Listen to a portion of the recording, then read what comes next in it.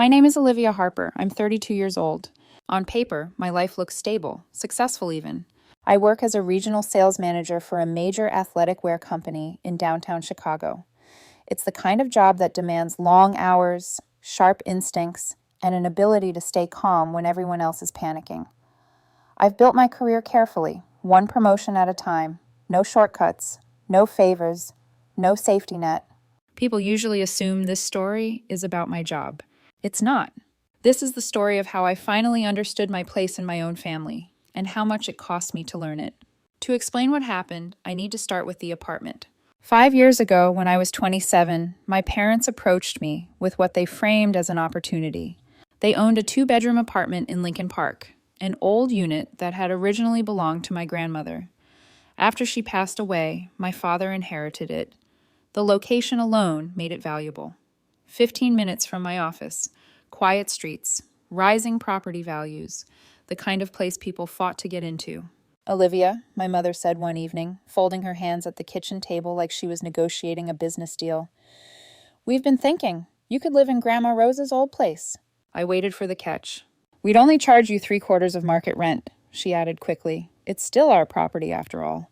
Of course it was. I wasn't offended, not surprised either. This was normal in my family, especially when it came to me. My parents had never been subtle about the difference between how they treated me and how they treated my twin sister Brooklyn. We were born minutes apart.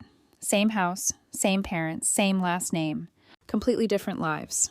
Brooklyn had always been their golden child, their pride, their proof that they'd done something right. When we were kids, Brooklyn got expensive dolls and birthday parties with balloons and photographers. I got books from clearance shelves and a polite, "We're proud of you," if I was lucky. When we graduated high school, they threw Brooklyn a huge celebration. Catered food, friends everywhere, speeches about her future.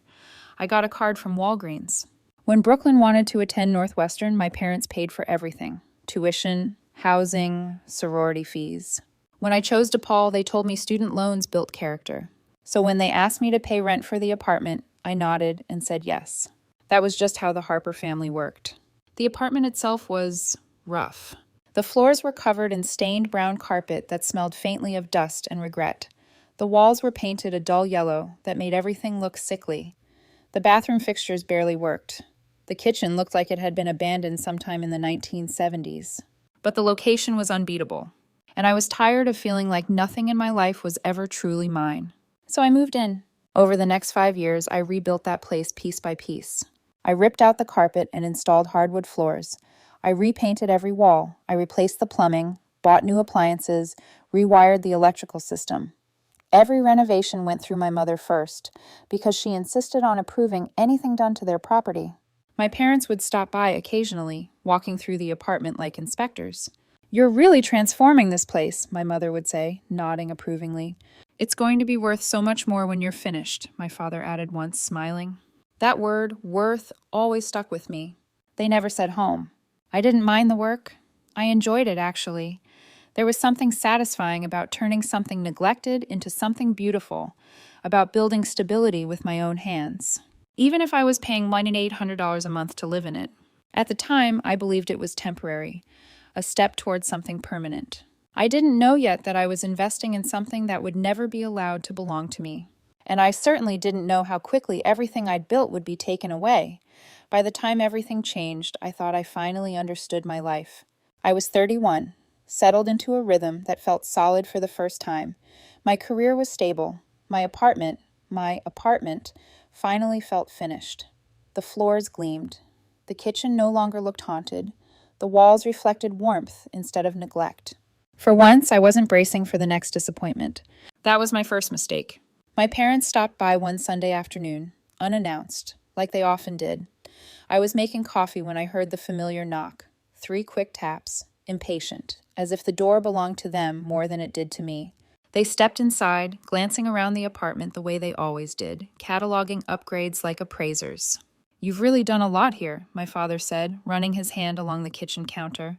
I smiled politely. "Yeah, it finally feels finished." My mother didn't smile back. She stood stiffly by the window, arms crossed, eyes fixed somewhere far away. I noticed then how tight her mouth looked, how tense my father suddenly seemed. That's when the unease started. Olivia, my dad said, clearing his throat, we need to talk. I set my mug down slowly. My stomach tightened. What's going on? My mother finally turned toward me. We're in trouble with the mortgage on this place. I frowned. What do you mean? We owe the bank $24,000, Yao Shui Shao, she said, voice tight. They're threatening foreclosure. The word hit me harder than I expected. Foreclosure. I looked around the apartment, the floors I'd installed, the appliances I'd chosen, the walls I'd painted myself. The thought of all of it being taken by a bank made my chest ache. So, what are you asking me to do? I said carefully. My father didn't hesitate. We need you to pay it. I stared at him. Pay it? I know it's a lot, he said quickly, but think of it as an investment. This apartment will be yours someday anyway. Someday. The word hung between us. Mine? I repeated. You mean legally? My mother stepped forward then, her voice suddenly softer. Of course. You're our daughter. Brooklyn will inherit the house, and you'll get this apartment. It only makes sense. You've put so much work into it already. I felt my pulse in my ears. Brooklyn would get the house. I would get the apartment. That was the deal. I had savings, years of careful budgeting, skipped vacations, quiet discipline. $24,000 was most of it, but the apartment was easily worth more than $400,000 now. The neighborhood had exploded in value. Everything I'd done had only increased it. Still, something in me hesitated. I need you to promise me, I said slowly. This apartment will be mine. My father nodded without hesitation. Absolutely. We won't forget everything you've done here. You've made it your home, my mother added. I wanted to believe them. They were my parents. Why wouldn't I? So I transferred the money. Just like that. No contract, no paperwork, just trust. After that, everything went back to normal, or at least it looked that way. My parents stopped mentioning the mortgage. They didn't bring up the money again. I kept paying rent, kept maintaining the apartment, kept believing that one day all of it would be officially mine. I didn't realize how quiet they'd gone about it. Silence, I would later learn, was how they erased things. About a year later, my phone rang at work. It was Brooklyn. Olivia, she said, breathless with excitement, I have the most amazing news. What's up? I asked, half focused on a presentation I was preparing. Cameron and I are getting engaged. I dropped my pen. Cameron Rodriguez had been Brooklyn's boyfriend for 2 years. We'd all gone to high school together. He was smart, grounded, genuinely kind, one of the few people in Brooklyn's life I truly liked. That's incredible, I said honestly. I'm so happy for you. I knew you'd be, she said warmly. We're having the engagement party in 2 weeks, at his parents' place in Evanston. You'll come, right? Of course, I said. I wouldn't miss it. After we hung up, I surprised myself by smiling. Despite everything, Brooklyn was still my sister. We'd shared a room once. Secrets, late-night talks. She wasn't responsible for our parents' choices. I even went shopping for a dress, something elegant but understated. I didn't want to draw attention. I just wanted to celebrate her. The night of the party, Cameron's parents' house was beautiful. Classic, warm, full of laughter. About 50 people filled the living room, sipping wine, sharing stories. Brooklyn rushed over when she saw me, glowing. I'm so glad you came, she said, hugging me tightly. Congratulations, I said. You look so happy. I am, she said softly, and it means a lot that you're here. For a moment, everything felt normal. Then my father cleared his throat. Everyone, if I could have your attention, he said loudly. The room quieted. My parents stood together at the center, smiling broadly. We wanted to say how proud we are of our daughter Brooklyn, my father continued, and how thrilled we are to welcome Cameron into our family. I smiled politely, expecting a toast. Then he reached into his jacket pocket. We have a very special engagement gift. My stomach dropped. Brooklyn opened the envelope, and the room exploded into applause. I didn't understand why until my mother spoke. It's the deed to our Lincoln Park apartment, she announced proudly, the one Olivia has been living in. My apartment. They were giving it to Brooklyn. I felt the world tilt. And in that moment, I finally understood. Everything I had built had never been meant for me. For a few seconds after my mother's words landed, I honestly thought I'd misheard her. The room was filled with applause, cheers, whistles, the clinking of glasses. People were smiling, nodding, congratulating my parents like they'd just performed some grand, selfless act. I couldn't move. The apartment. The one I'd paid rent on for 5 years. The one I'd rebuilt with my own hands. The one I'd drained my savings to save from foreclosure. That apartment. Brooklyn looked down at the documents in her hands, her smile wide and unguarded. She didn't look surprised. If anything, she looked prepared. "Oh my God," she said, voice thick with emotion. "Mom, Dad, this is incredible. Thank you." Cameron wrapped an arm around her shoulders, peering at the paperwork. "This is amazing," he said. "We've been talking about finding our own place, and this just solves everything." My father beamed. "Brooklyn deserves it. She's getting married, starting a family soon. They need a place to build their life." I stood there, frozen, my heart pounding so hard it felt like it might break my ribs. My parents didn't look at me. Not once. They smiled, they nodded, they accepted praise. I scanned the room, hoping, stupidly, that someone would notice my face, that someone would see the shock, the humiliation burning across my skin. No one did. People leaned toward Brooklyn, congratulating her, complimenting my parents, talking about Lincoln Park real estate and how generous they were. I felt invisible, until my great-aunt Helen spoke up. "Wait," she said sharply, cutting through the noise. "Hasn't Olivia been living in that apartment for years?" The room went silent. Every eye turned toward me. I felt my face heat instantly, my throat closing. I opened my mouth to speak, then closed it again. I didn't trust my voice not to shatter. My father shrugged casually. "She'll move out, of course. We've been letting her live there long enough."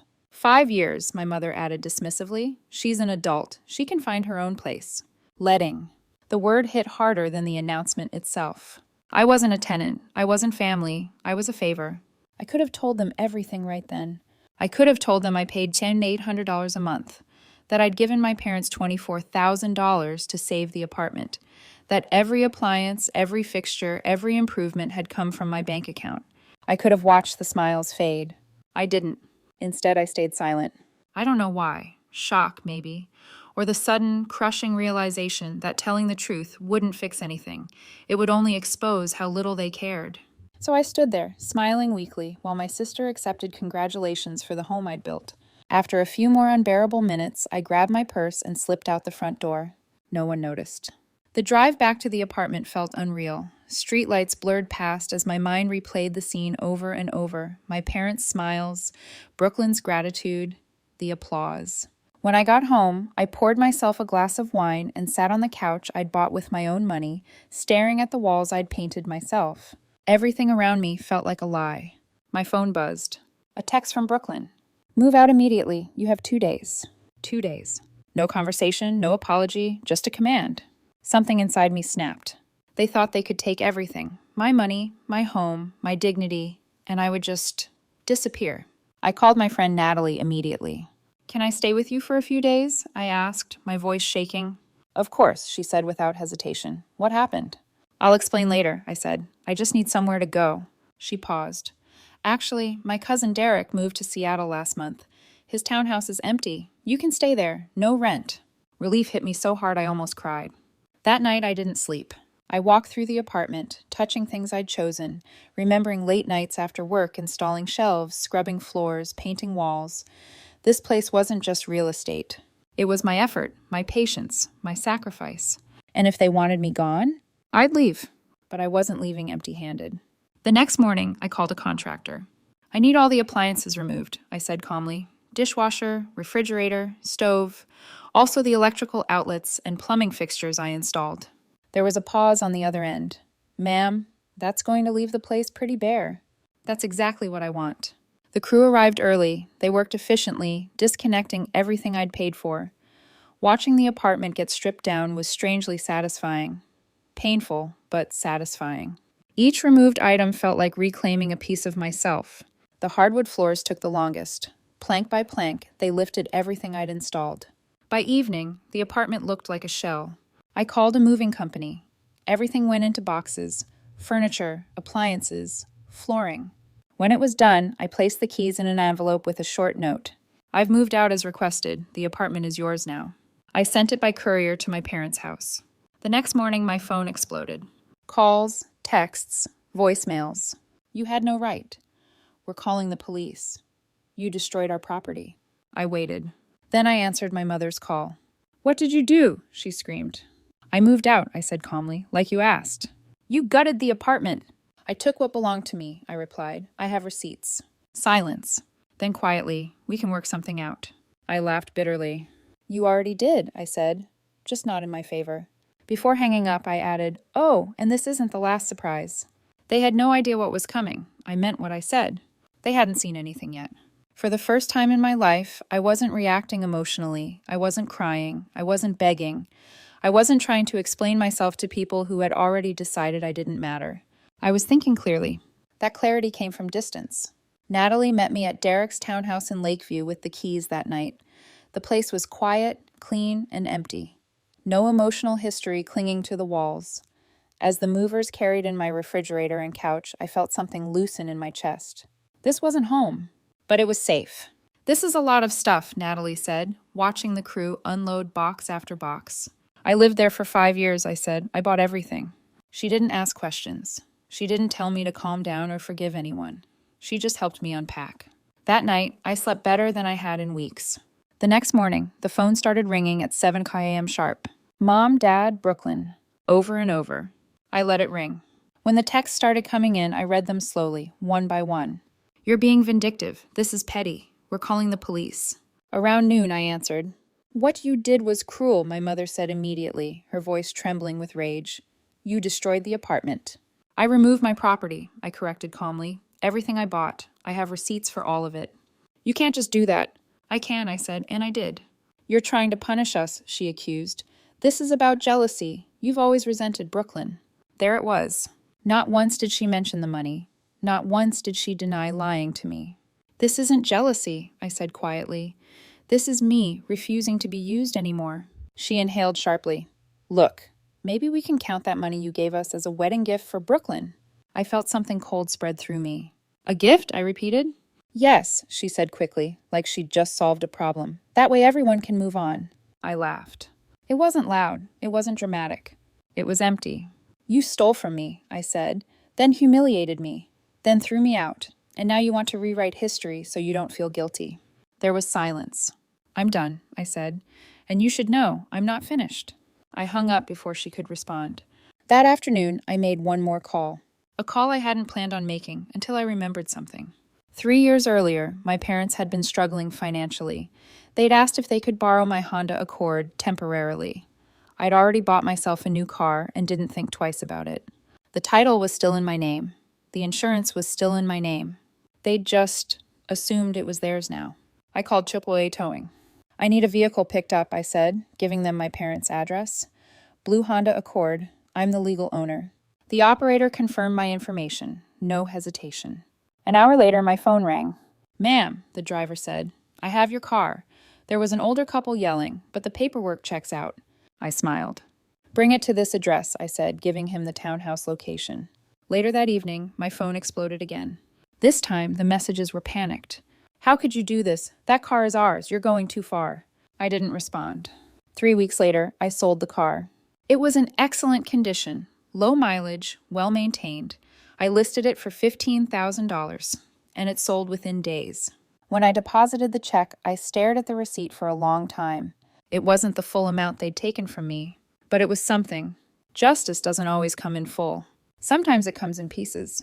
About a month later, my phone buzzed with an unfamiliar number. It was Cameron. "Can we talk?" he asked. "In person." We met at a Starbucks in Lincoln Park. He looked exhausted, dark circles under his eyes, his posture tense. "My parents told me everything," he said once we sat down. I raised an eyebrow. "Everything?" "Everything they wanted me to hear," he clarified. "That you were vindictive, that you ruined the apartment out of spite." "And Brooklyn?" He hesitated. "She agreed with them." I nodded slowly. "Of course she did." Then he surprised me. "I didn't know about the money," he said quietly. "I didn't know you paid to save that apartment, or that you renovated it, or that you were paying rent." I watched his face as the truth settled in. "They made it sound like you were just staying there." "That's what they wanted everyone to believe," I said. He rubbed his temples. "I can't marry her." I froze. "Cameron, this isn't about me." "It's not," he said firmly. "It's about what kind of family I'd be marrying into, and what kind of person Brooklyn really is." We sat in silence for a moment. "I don't want you to make this decision because of guilt," I said carefully. "I'm not," he replied. "I'm making it because I finally see the truth." A month later, my great-aunt Helen called. "The engagement is off," she said. I exhaled slowly. My parents were furious. Brooklyn was devastated, and somehow I was still the villain. They told relatives I'd poisoned him against them. I didn't correct them. I didn't need to. 6 months later, I'm still living in Derek's townhouse. I've been saving more than I ever could before. I'm looking at condos now, places that will be legally mine, without conditions or promises. My parents have tried reaching out through other relatives. I don't respond. I don't miss the favoritism. I don't miss the manipulation. I don't miss begging for fairness. What I feel now isn't anger. It's relief. They made their choice. I finally made mine. 6 months have passed since the engagement fell apart. Long enough for the shock to wear off. Long enough for the anger to cool. Long enough for the silence to become permanent. I still live in Derek's townhouse. At first, it felt temporary, like I was holding my breath, waiting for the next crisis. But weeks turned into months, and nothing exploded. No late-night calls, no unexpected ambushes, just quiet. And in that quiet, I started to understand something I'd never been allowed to before. Peace isn't loud. It doesn't announce itself. It settles in slowly once the chaos is gone. Without rent draining my account every month, my savings grew faster than I ever imagined. I stopped feeling guilty for saying no to people. I stopped flinching when my phone rang. For the first time in my life, my future wasn't being negotiated behind my back. I started looking at condos. Nothing extravagant, just clean, bright spaces in neighborhoods I liked. Places where my name would be on the deed. Places no one could take from me because they suddenly decided someone else deserved it more. Sometimes I caught myself smiling while scrolling through listings. That still surprised me. My parents, of course, didn't see it that way.